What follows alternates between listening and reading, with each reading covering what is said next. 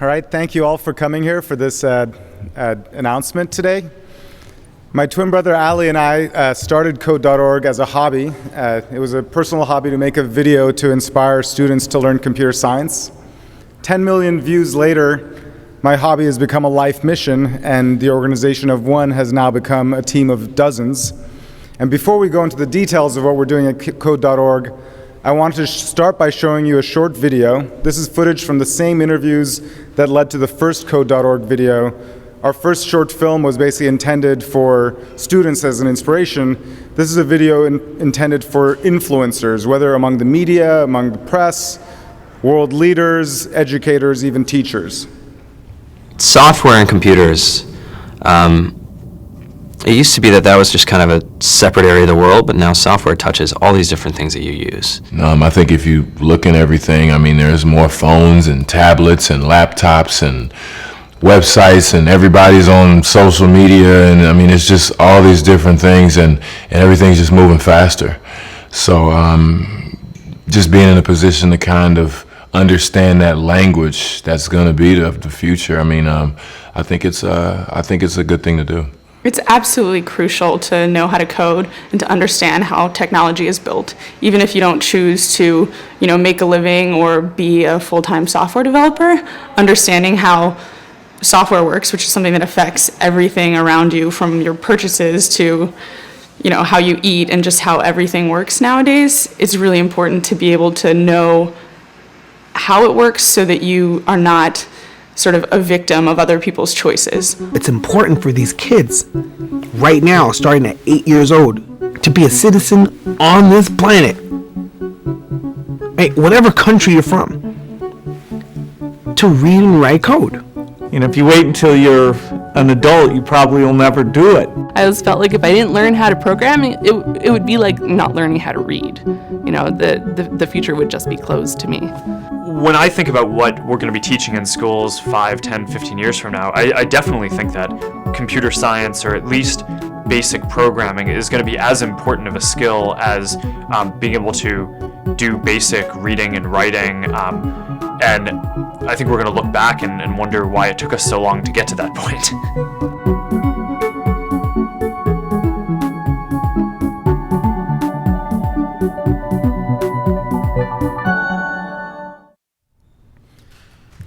Thank you. So our first video had an insane reception and basically put me headlong into a decision to basically commit my life to making really what Mark Zuckerberg said at the end true, and getting this something that we teach, like reading and writing and math. And the Code.org vision is that every school should teach computer science, and that every student should have a chance to study it, or at least get some basic exposure. And living in Silicon Valley, you don't need me to repeat the reams of data that shows about the million job gap or the opportunity to grow the economy. People in Silicon Valley understand the real reason we're doing this and that I'm doing this is because it's the right thing to do. We don't look at job data when we decide to teach our students that red blood cells carry oxygen, or that water is H2O, or how to solve the quadratic equation. And in the 21st century, surrounded by technology and computers, every child needs some basic awareness of what it takes to program a computer and create these technologies. So today we're announcing our first step on a long road to realizing that vision. We're announcing the Hour of Code. This is a massive worldwide campaign for Computer Science Education Week. So Computer Science Education Week is the second week of December to celebrate the birthday of Grace Hopper, a woman who's an early founder of computer science. And it's a congressionally recognized, internationally celebrated week that you've probably never heard of, and we're going to be dialing it up to 11 this year. So this year, what we're going to be doing for Computer Science Education Week is introducing 10 million students to 1 hour of code. And what that means is we're asking teachers worldwide to take 1 hour during that week, whether in English class, math class, science class, whatnot, to spend 1 hour to teach basically basic computer science to their students. And we're actually reaching beyond the classroom, not only to after school to reach students, but to employers or labor unions to reach adults as well. Now, people ask, well, what's an hour of code? we're partnering with numerous organizations to create online tutorials that anybody can do, and the goal of these tutorials are basically to give you an introduction, a taste, and to demystify this field, to remove the veil that separates regular people from the Bill Gates or Mark Zuckerbergs of the world. And speaking about Bill Gates and Mark Zuckerberg, after receiving at least 1,000 personal emails asking me to make this happen, we're excited to say that Code.org is also going to produce our own 1-hour tutorial, which will be featuring video lectures from Bill Gates, from Mark Zuckerberg, and a diverse group of role models from all walks of life and multiple different industries. And our tutorial is going to teach you the basics of coding, but it'll also feel like a game. So instead of just taking a lesson, it'll be like playing a game that enables you to actually program a game. And we're also excited to say that we're going to feature artwork from Angry Birds and Plants vs. Zombies, two of literally the most popular games in the entire world, to basically expose students to this new field. So lectures from Bill Gates and Mark Zuckerberg to program Angry Birds and Plants vs. Zombies is going to be 10 million students' first introduction to learning how to code. So this shows you a screenshot of the tutorial we're building. It's going to work on any PC, any tablet, or any phone. But it's really important to basically allow this to be used by people who don't have computers. In many schools, there's not enough computers for the kids, so kids can do it on smartphones. And if they don't have smartphones, we're going to have unplugged tutorials, which basically means pen and paper exercises that students can do in a group to teach them how an algorithm works or how to give instructions to a computer without even using a computer. We're designing this to be used by every single classroom in the world. We're also announcing a number of prizes for participants because we want this to be something that teachers and educators worldwide can adopt, but especially in this country. So the first thing is for the first 100,000 educators to basically sign up to do an hour of code, we're going to give them 10 gigabytes of free storage thanks to Dropbox and their Dropbox accounts if they have them. And then we're encouraging schools to do an hour of code for every single student to basically pass kids through the computer lab to learn 1 hour of computer science. I'm personally donating a free class set of laptops to 50 schools, one lucky school in every state that basically agrees to do an hour of code for all of their students. And then lastly, 50 lucky classrooms are going to win video chats with Bill Gates, Jack Dorsey, Susan Wojcicki of Google, and Gabe Newell of Valve as a little intro to kick off their hour of code. Now, beyond this first hour, which is just an introduction, there's this question of what's the follow-on after an hour, and of course we're going to lead people to basically learn whether it's online or from teachers as a follow-on, and students who take on follow-on course online with us are going to have a chance to win other real-world gifts, including Skype credits or online gift cards to very popular online stores. So, also talking about the follow-on, really the hour is just an introduction. For the students, it's an introduction. For the teachers, it's an introduction and a chance to learn about something that they may want to go on to learn. And for us as well, it's an introduction on a 10-year journey to bring computer science to every school in the country. And also to basically announce how we're going to go about doing that, we want to announce a very unprecedented list of donors and partners and backers to our effort. And this has been an amazing thing for me. This is a group that basically we've collected literally just in the last 3 months.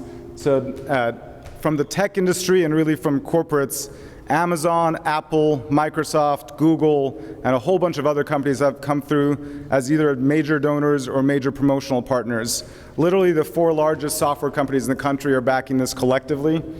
From the educational world, the Association of Computing Machinery, the Boys and Girls Club, the College Board, Teach for America, and the National Associations of Science Teachers, Math Teachers, and Computer Science Teachers, and many other organizations are all supporting our organization and the Hour of Code promotion. And then lastly, I'm humbled to announce our individual founding donors who are basically very generous donors who are backing our effort and making this possible and putting us on our pathway to solve this problem for the country. It includes folks like Bill Gates, Mark Zuckerberg, John Doerr, Reid Hoffman, Steve Case, Pierre Omidyar, and a whole bunch of names of basically many of the top leaders in the tech industry. What's amazing about this list is these are actually the highlights. So if you go to our website, you'll see a list that's almost 3 times as long of names of people who are basically supporting either Code.org as donors or the Hour of Code as promotional partners. And it's been amazing collecting this group.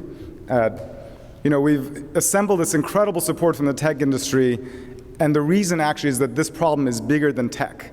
The opportunity for computer science isn't just for the tech industry. In fact, 2/3 of the jobs in software are outside of the tech industry. They're in banking and retail and government and entertainment. So this isn't a tech industry problem, it's an America problem, and really it's America's opportunity. At a time when our government is divided and can't do stuff, this is a chance and an opportunity to create millions of jobs and to boost our economy and to prepare our children for the 21st century. So I firmly believe that bringing computer science education to every student is the gift that the tech industry owes back to America. And recruiting their support has been a pleasure because it has been so natural and people have been so willing to make this happen.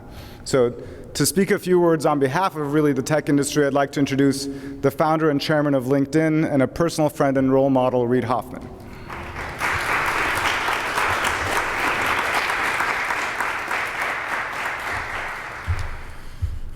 Let's see. Both use the microphone and sidestep the podium a little bit. So I'll start by wishing you all happy Adventures in Navigation Day. Why I'm not calling it Columbus Day, two reasons. The first of which, if you haven't seen it, the simplest form will be go to the Oatmeal comic and see the comic on Columbus Day, and that will give you some detail. The second, and I think he refers to it as Bartholomew Day, the second I will come back to. So I'm aware that as I stand before you, that classically this looks like a Silicon Valley cause. It's a, how do we hire more engineers? How do we build out our industry? This is really important. You're like, well, but there's a lot more problems in the world. And for what it's worth, there's nothing wrong with the classic Silicon Valley cause.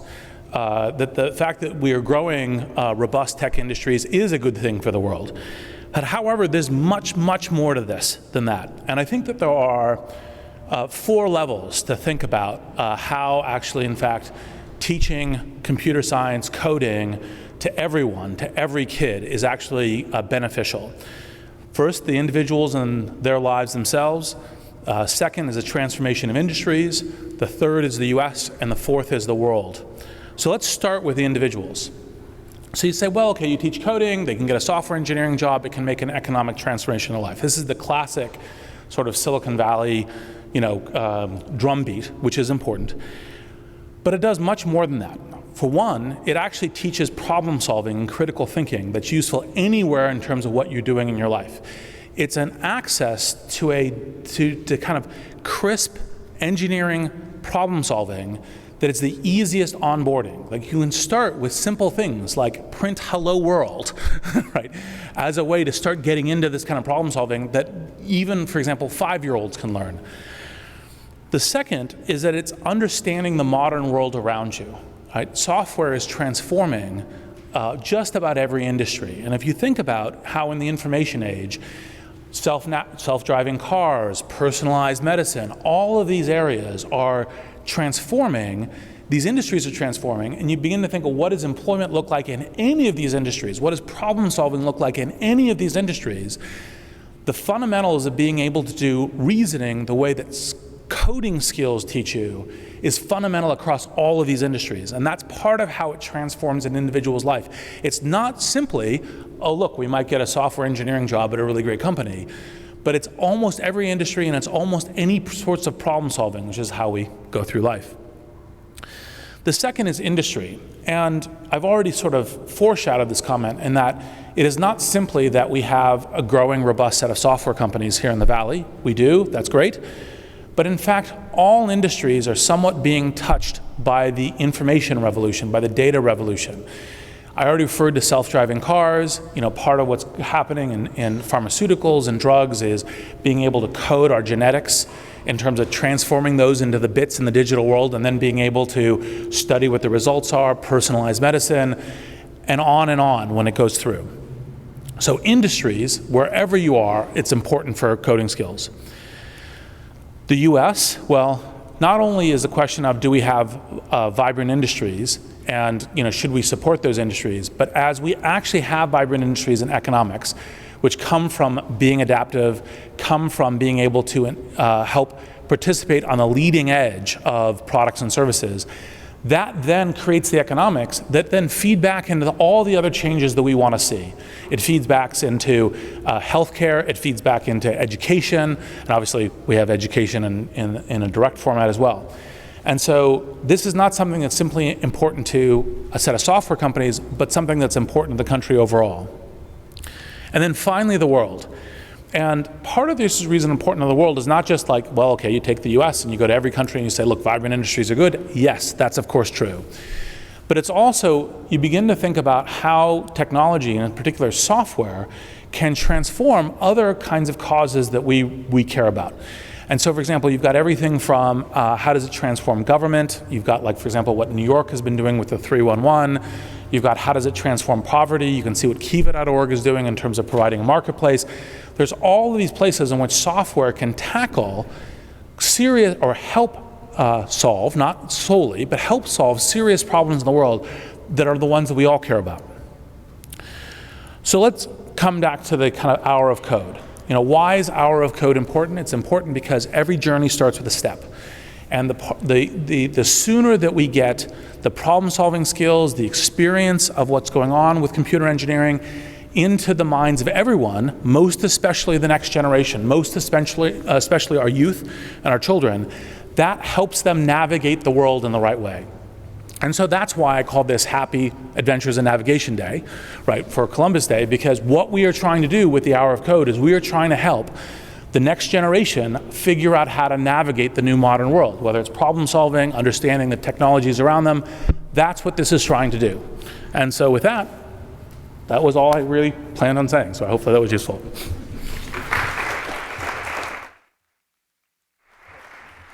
And I will say, this is a great guy to do it. Thank you.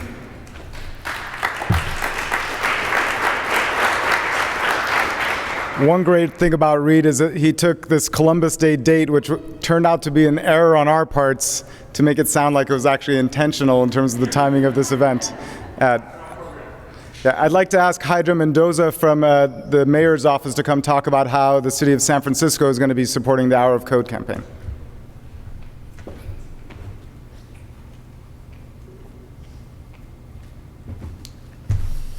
Good afternoon, everyone, and thanks for having me. My name is Hydra Mendoza, and I serve as Mayor Lee's Education and Family Services Advisor and also a member of the Board of Education, and a parent of 2 kids who are way more advanced in technology than I am. I'm actually really delighted to be here this afternoon because this is key and important. Mayor Lee sends his regards. He's actually on his way to China, and I know that he will personally experience what China is doing and what we are not. And so this is a wonderful opportunity for us to get on board and to talk about basics. Mayor Lee has initiated the Mayor's Education Leadership in middle schools, and through that program and partnering with Salesforce.com Foundation, we've been able to Wi-Fi all of our middle schools and to put devices into the hands of our students. And as part of that initiative, we're really talking about not all the apps and all of the programs that they're going to be able to have access to, but how do we actually get to those programs and to those apps? So computer science, which has been not in our schools for many, many years, is now something that we want to bring back, and we want to make sure that our kids all have access to. So we as a school district here in San Francisco have adopted the Common Core, and we're actually one of 8 school districts in the state of California that have already received a waiver, and we're going to be pushing the envelope even more in California. And so our commitment today, not only to code.org, but to our students, our 56,000 students in San Francisco Unified School District, is to ensure that they have this opportunity to participate in this Hour of Code and beyond. So we're committing to have our middle schoolers that are part of the Mayor's Leadership Initiative to be able to have access and support during the Hour of Code, and to ensure that all of our teachers who are already early adapters and are already committed to making sure that our students understand the value and importance of coding will be able to participate in this wonderful initiative. And we're also committing to ensuring that all of our principals throughout San Francisco Unified have access and opportunity to the same fame that our middle school students will have access to. So on behalf of our 56,000 students and Mayor Lee, who certainly looks at San Francisco as the center of innovation, we're delighted to be part of this. We want to thank you, Hadi, for this amazing gift, because as simple and as important as it is, it really is a gift to remind us what the basics are and how we need to go back to them to ensure that we know where we're going and where we've come from. And so again, on behalf of Mayor Lee and San Francisco Unified School District, we are on board and we're really excited to be part of this. So thank you.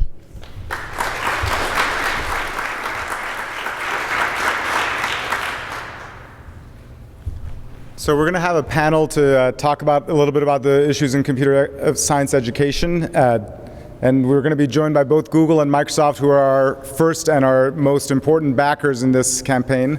But to introduce our moderator, Ellen Lin, I met Ellen 3 years ago when the head of the CS department at UW spoke to me when I first got interested in this field, and he said, you have to meet her. She's basically the best computer science teacher in the state and very passionate about this field.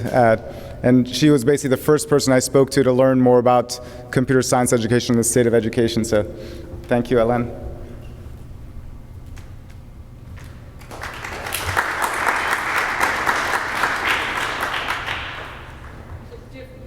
I'm not sure. The panelists could come up, please. I'll introduce them one by one. And thank you so much, Hadi. I'm humbled to be here and very excited to be part of this initiative.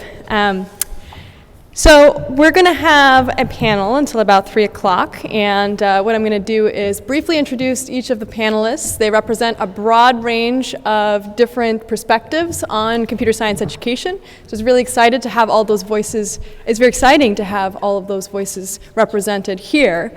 I'm going to have a few questions that I have prepared, and then we'll leave a few minutes for you all to ask questions, so please be thinking about things that you would like to ask.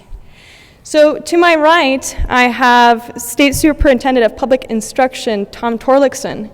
So the superintendent was elected to a 4-year term in 2010, and as a chief of California's public school system and a leader of the California Department of Education, Superintendent Torlakson has applied his experience as a science teacher, a high school coach, and a state policymaker to fight for California students and improve the state's public education system. Thank you for joining us. To his right is Maggie Johnson, who is the Director of Education and University Relations at Google. So at Google, Maggie manages technical training and leadership development programs for engineers as well as operations staff, the information management and technical writing teams, and Google's educational outreach efforts. She also manages the university relations area, which means building strategic partnerships with faculty and labs globally.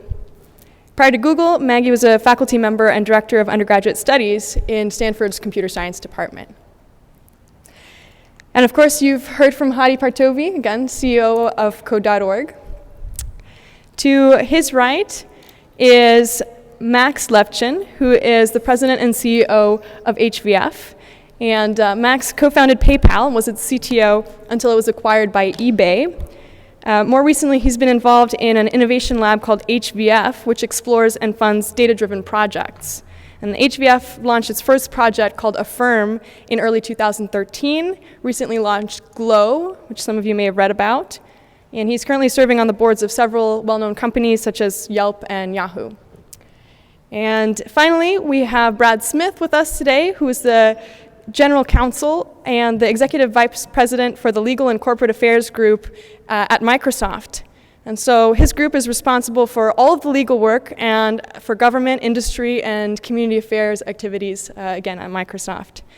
So thank you all for being with us here today. As I said, it's a really great panel with a diversity of perspectives. So before we get started in earnest, I thought it would just be fun to ask you guys whether any of you had plans for the Hour of Code. Is anybody doing anything interesting? Either as a participant or maybe as a planner? Well, I have an 11-year-old daughter who I've already talked to her technology teacher, and she's going to be doing Hour of Code with her 6th grade. So that's one thing. At Microsoft, we are going to prove that absolutely anybody on the planet can learn to code, because we're going to try to get each of our lawyers to spend an hour doing it. I'm looking forward to going to classrooms and seeing students firsthand and putting my hands on. I just hope to get some time to actually code. Fantastic. So, as I said, we've got a lot of different perspectives represented here. So I wanted to hear a little bit about your organizations and your personal reasons for thinking that computer science should be a central part of a young person's education. And maybe we can start with Brad.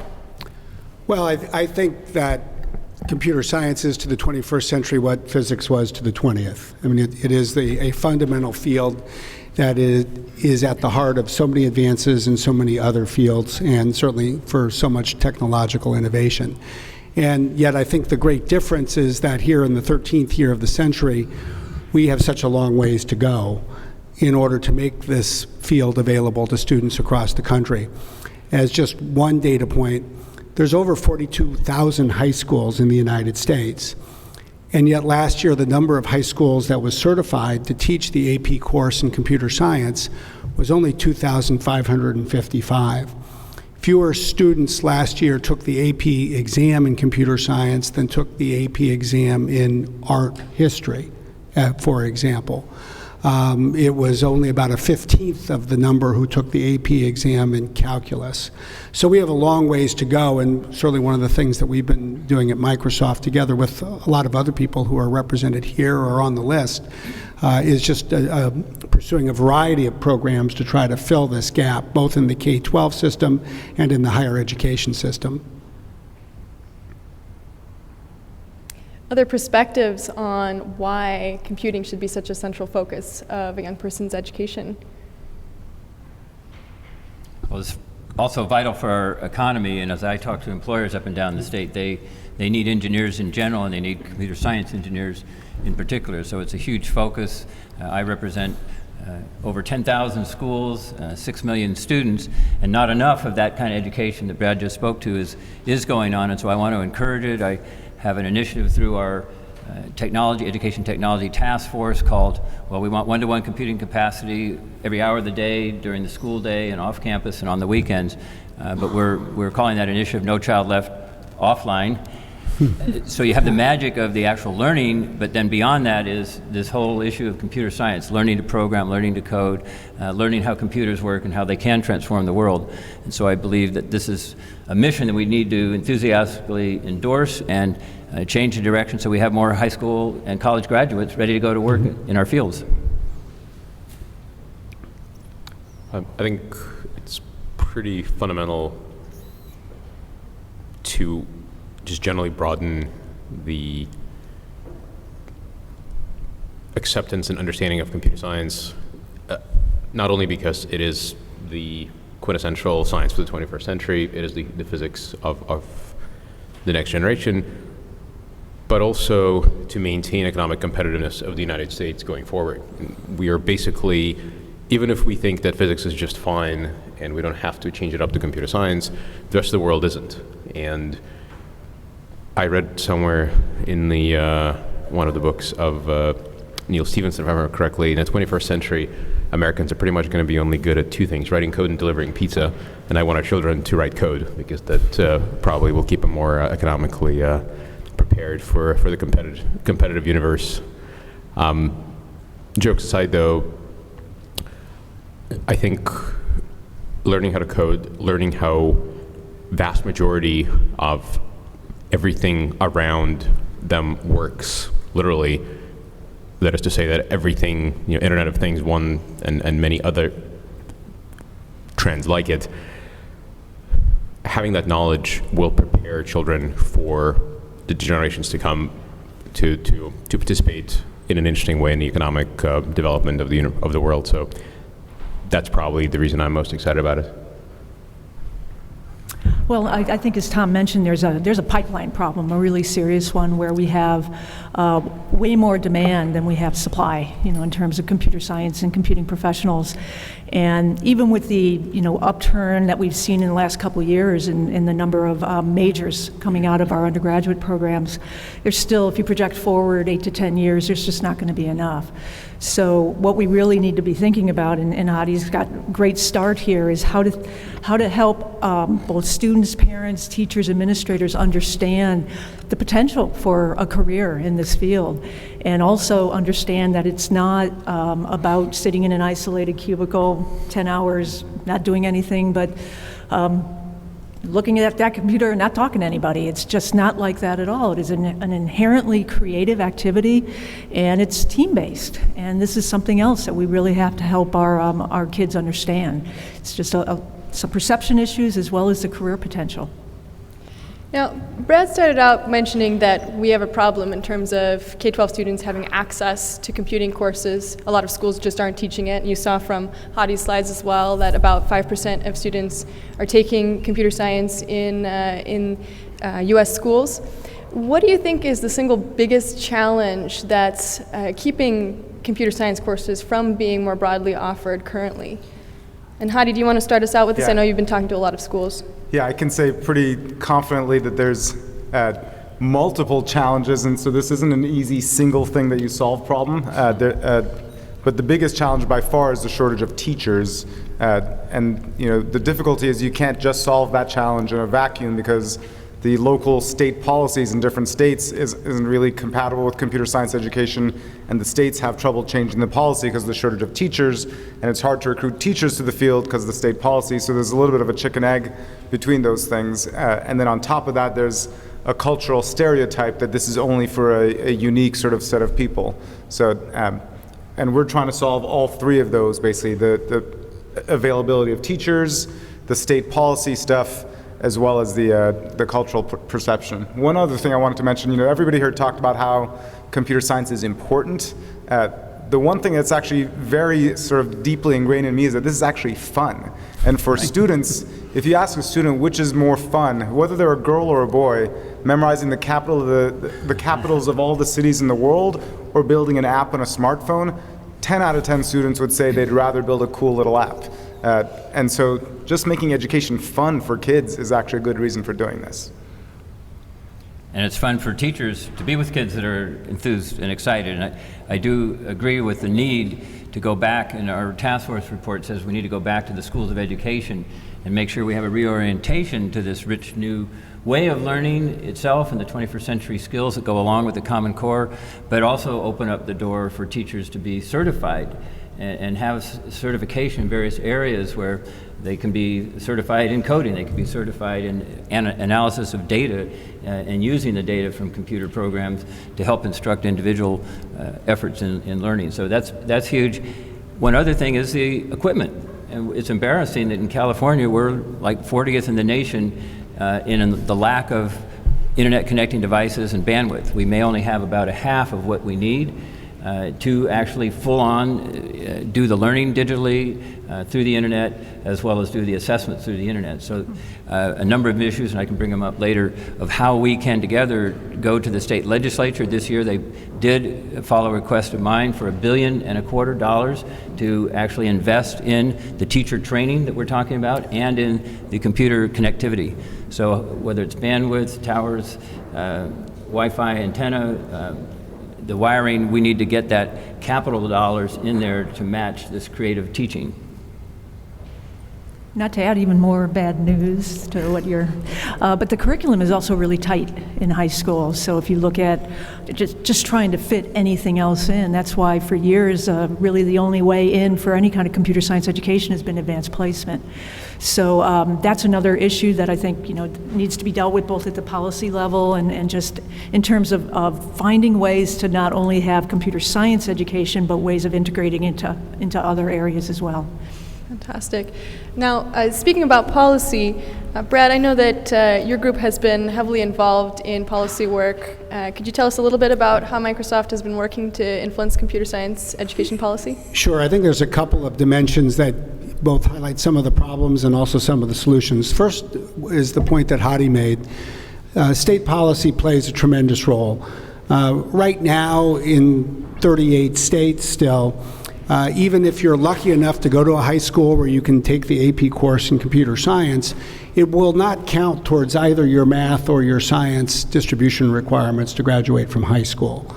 And that's just a real deterrent. It goes as well to the point that Maggie made. It's a lot harder for a principal or a superintendent to get enthused about adding a computer science course to the curriculum when that won't count towards what the students need to study in order to meet the state's graduation requirements. So at the state level, we need to move as quickly as we can to make computer science count and make it count in all 50 states. I do think this is the kind of problem that just calling attention takes a big step towards solving it, because when people step back and think about it, they do tend to get it, and there's a lot of opportunity for progress. At the federal level, our sense is the federal government can do a lot more to help. In a sense, I'd say we've been here before as a country. In the late 1950s, there was this broad recognition after the launch of Sputnik that the country needed to invest in math and science education. Federal law was passed. That's really what led to the first federal programs at both the higher ed and K-12 level to train teachers in new fields. And that time it was really math and science and Russian of all things. But what we've proposed and what found its way happily into the comprehensive immigration bill passed by the Senate is a provision that would raise the fees on visas, because I think we all recognize that in the short run, the only way to fill the jobs is to hire more people from outside the United States, but use some of these visa fees and green card fees to create a national STEM education fund and to provide this money to the states specifically for initiatives such as teacher training. The problem is multifaceted, but that's probably the single most expensive part of the problem to solve. And that's the kind of thing that, together with philanthropy and Code.org, can help us grow to scale in teacher training. One thing I wanted to say on the policy side is Code.org has a sister organization called Computing in the Core to basically impact the policy at the state level and the federal level.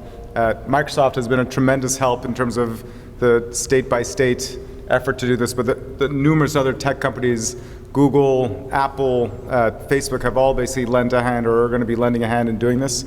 And some amazing inroads we've made. In this incredibly divided Congress, we managed to get the House to vote unanimously to make an amendment to the ESEA, the Elementary and Secondary Education Act for computer science.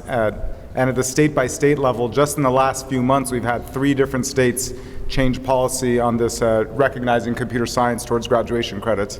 So it's somewhat unheard of to have this U.S. House vote unanimously on anything, and it's almost more unheard of to have 3 different states in a span of 4 months change policy on an issue in such a quick period. And our goal is to basically get us from where Brad said we are to have, instead of 14, 15 states, having 24 states by the end of next year recognize computer science as part of the math and science pathways.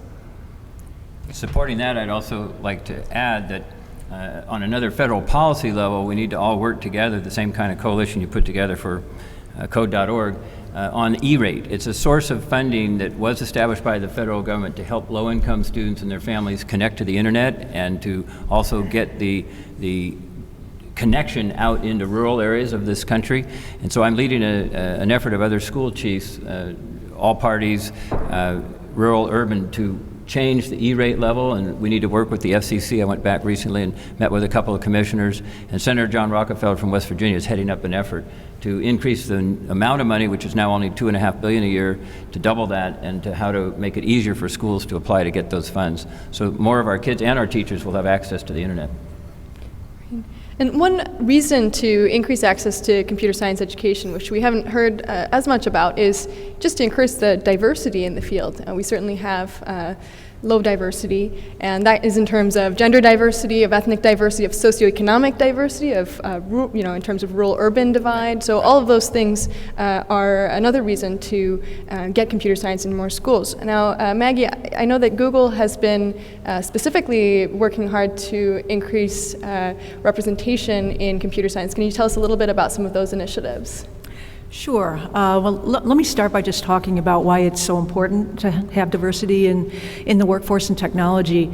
If we're going to build systems that are designed and implemented by a particular demographic, there will be a inherent but unintentional bias in those systems. So if we want to create systems that are really accessible to everyone, then they must be developed and implemented by a diverse group. So it's a really important aspect of what we're doing and what we're building to have that diversity in our workforce.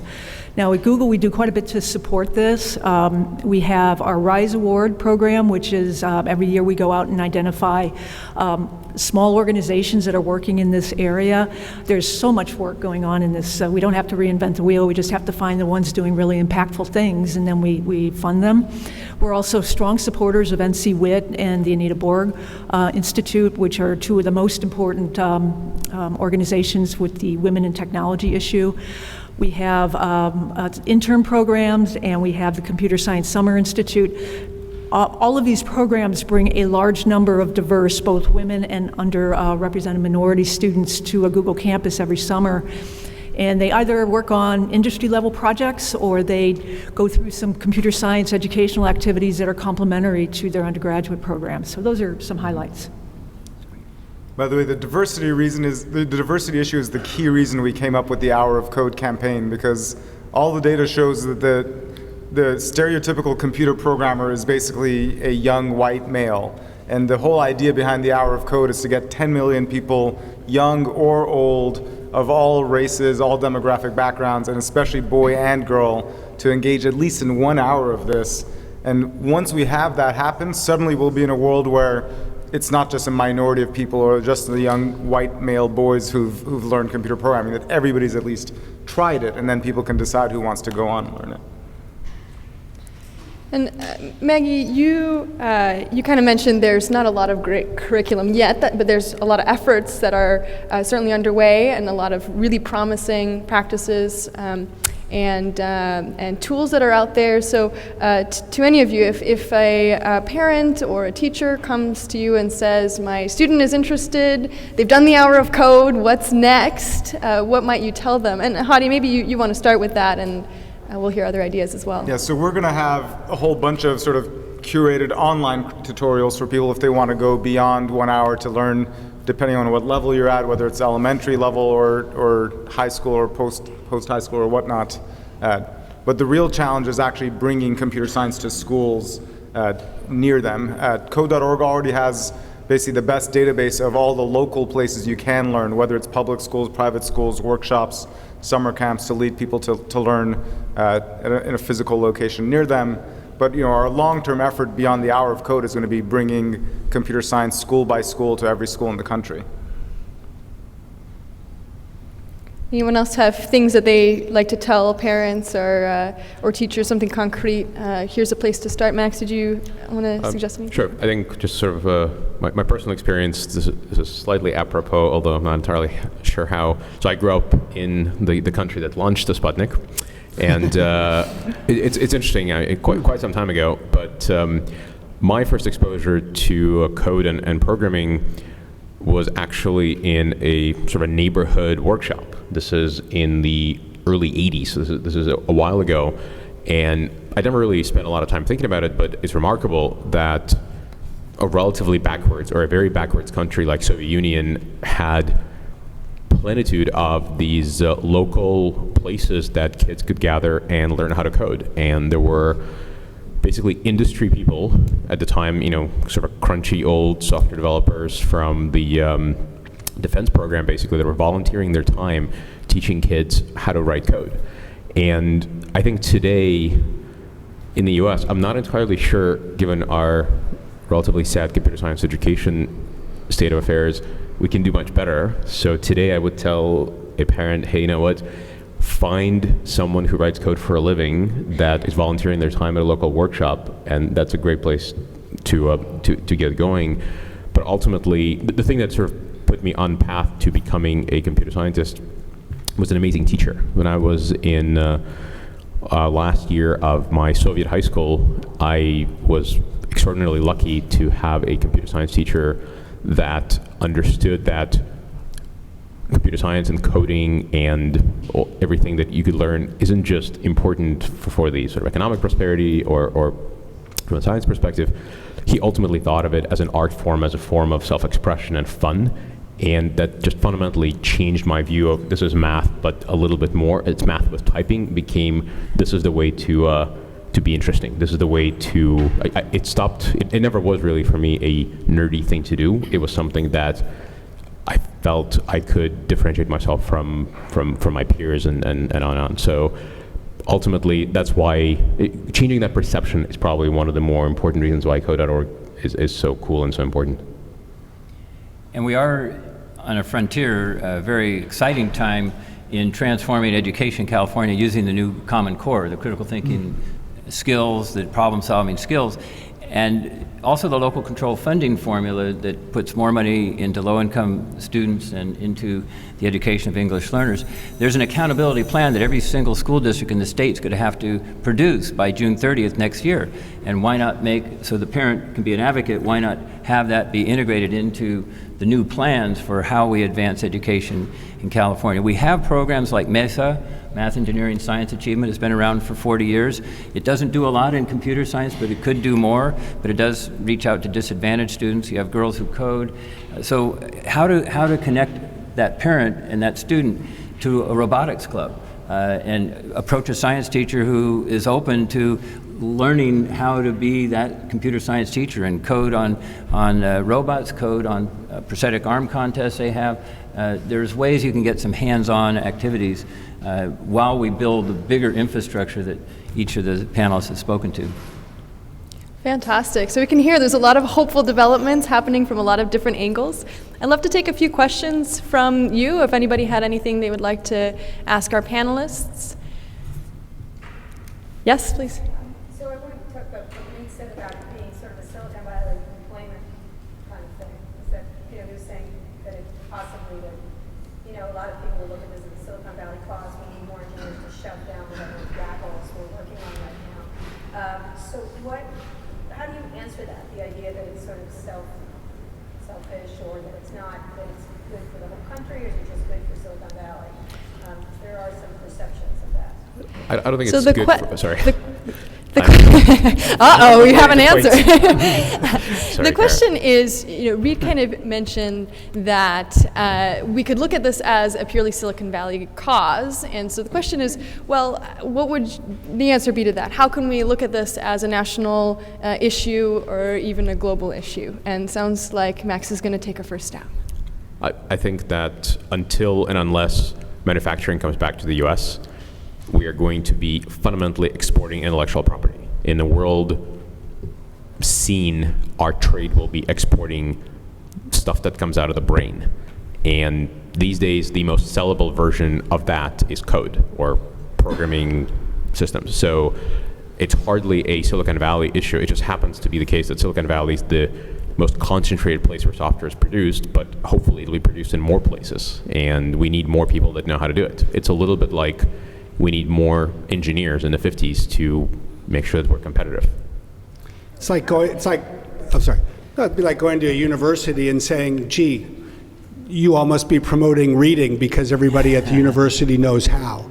I mean, the reality is that, no, actually, I actually don't think it is, for the following reason. It doesn't matter what part of the country you're in. It doesn't matter what part of the economy you're in.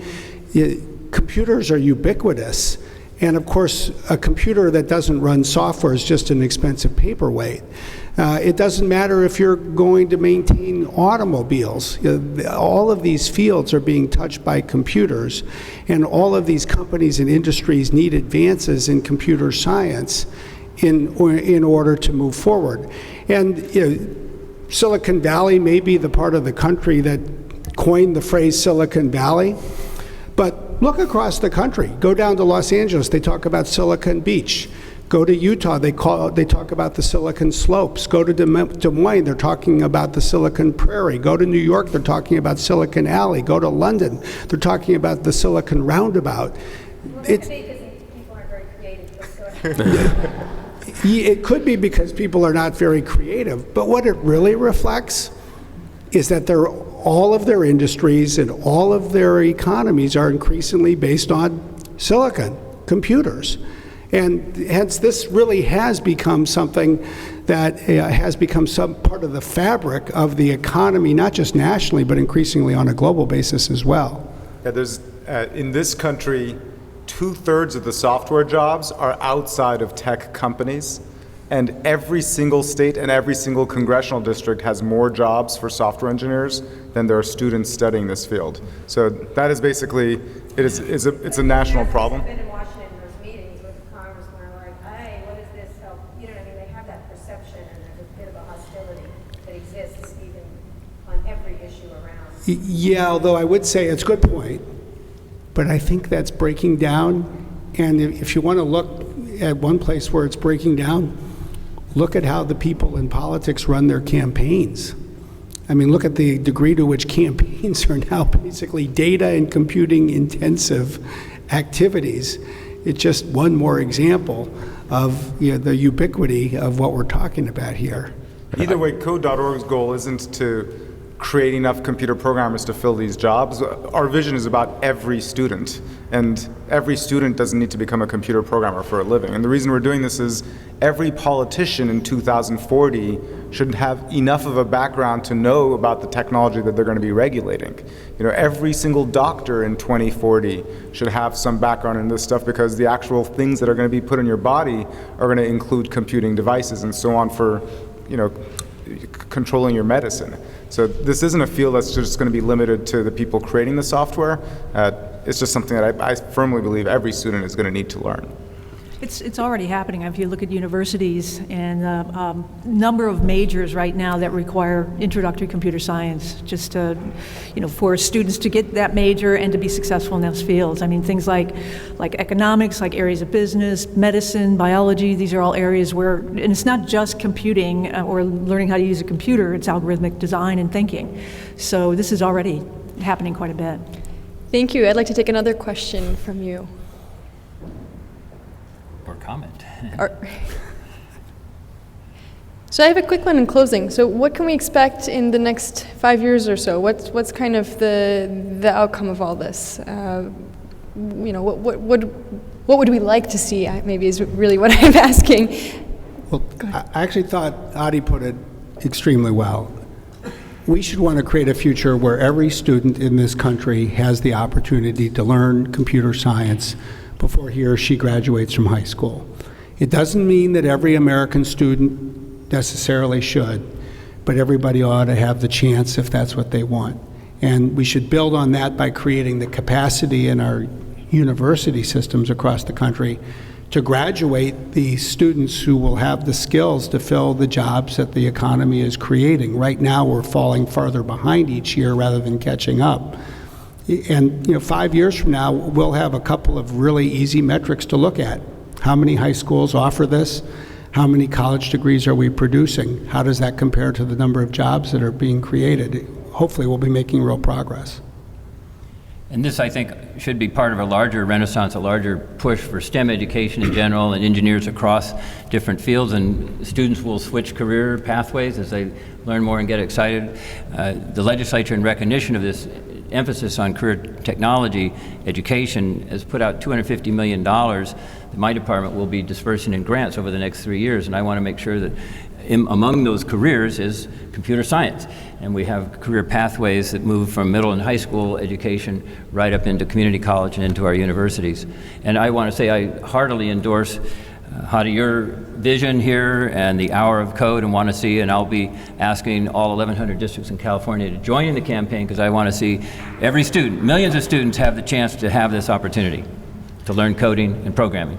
I want to point out that the superintendent and I talked about what he just said literally 10 minutes before this event started. He said, what is it that we could do? And I said, well, you could announce that you're going to ask every principal in California to do this.